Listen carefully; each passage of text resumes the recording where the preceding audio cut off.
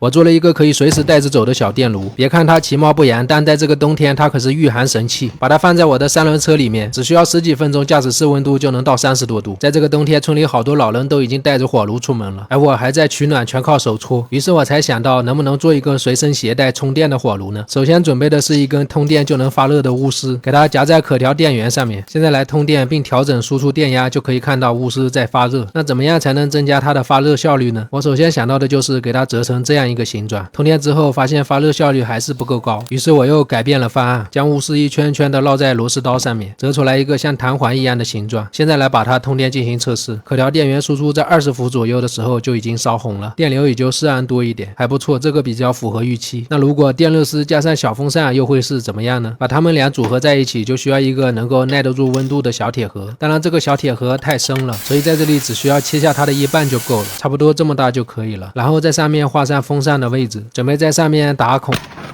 没关系，可以用胶水加固一下，然后就可以继续在上面打孔了。之后就可以在小风扇上面涂一些胶水，把它贴在盒子底部的打孔位置上面。注意这里的风向是底部往上吹的，在侧边的位置打2个小孔，穿入一正一负2根电线，将电热丝的两端固定到正负线上面，接头处上点锡给它固定起来。现在来把风扇的正负节也同时接到输入端，再来进行临时通电测试。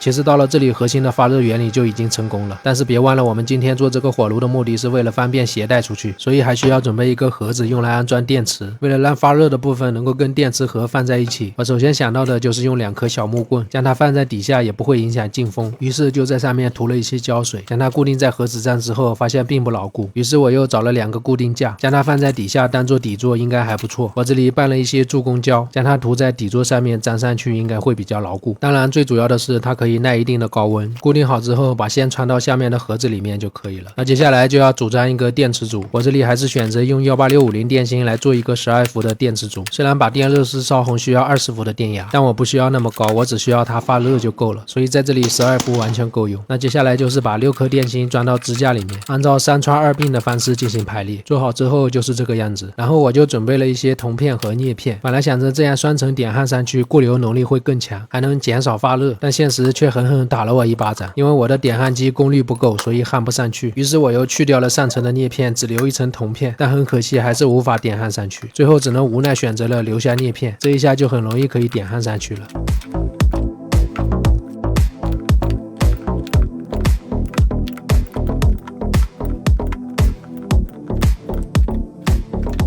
这就是3穿2并的电池组连接方式。当然最外层还是要用轻壳纸包装一遍。接下来要在上面接线，首先是这一根主负极，然后就是在第一个串联的位置接上一根均衡线，顺便这旁边的主正极线也接上，还有就是在2串的位置也需要一根均衡线。最终电池组上面会有4根线，分别是一根主负极线，一根主正极线，剩下的2根细线就是每个串联位置的均衡线。那这个搭配的就是一个3S 的均衡保护板。首先在上面8个极限点指好锡，把主负极连接到0伏的接线点。如果是像我这块均衡板一样接线点标注数字的，那么它的规律就是从小到大，比如第一个串联的位置连接到 4.2 伏，那么第2个串联的位置就是连接到 8.4 伏，最后主正极接到最高电压的接线点就对了。这时候就要先来处理它的充电问题。我选择了一个 C 口输入的充电模块，可以用现在主流的任何 Type C 数据线来给它充电，将输入保护板的2根线接上。这时候随便插入一根 Type C 数据线，看到充电指示灯亮起就完成了。为了能直观的掌控电池电量，所以还需要一个电量显示屏，在盒子上画出相应的位置，再来画出开关的位置，然后就是把相应的孔给它割出来。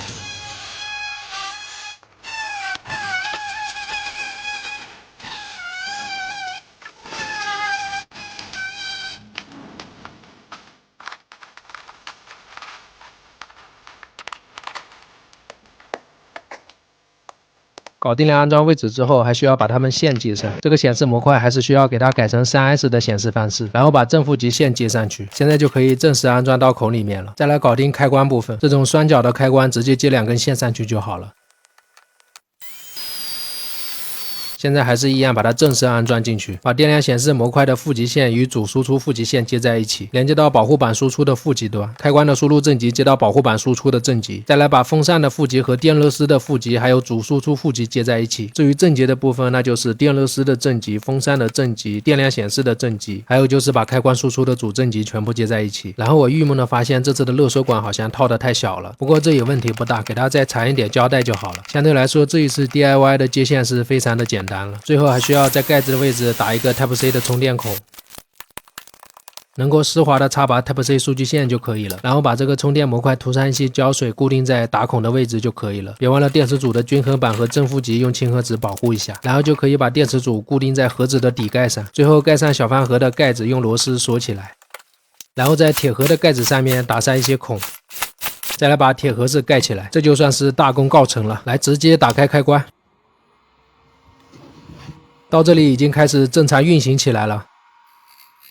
我这里没有温度计，就暂时用这个温度开关给大家测试一下温度吧。可以看到出风口的温度正在快速的上升，手放在上面可以很明显的感受到温暖的风。很快这个出风口已经到了40多度了，暖手效果还是相当不错的。我突然想到我的三轮车上好像没有空调也没有暖风，那如果把它放到三轮车里面，不就像一个暖风空调了吗？而且这个 Type-C 口给它充电也很方便。由于这个驾驶室的空间比较小，我现在甚至能感觉到一点热。拿温控模块来测了一下，驾驶室温度已经达到了32度以上了，这比车里面的空调还要夸张。放在小电炉的出风口来测一下有多少度，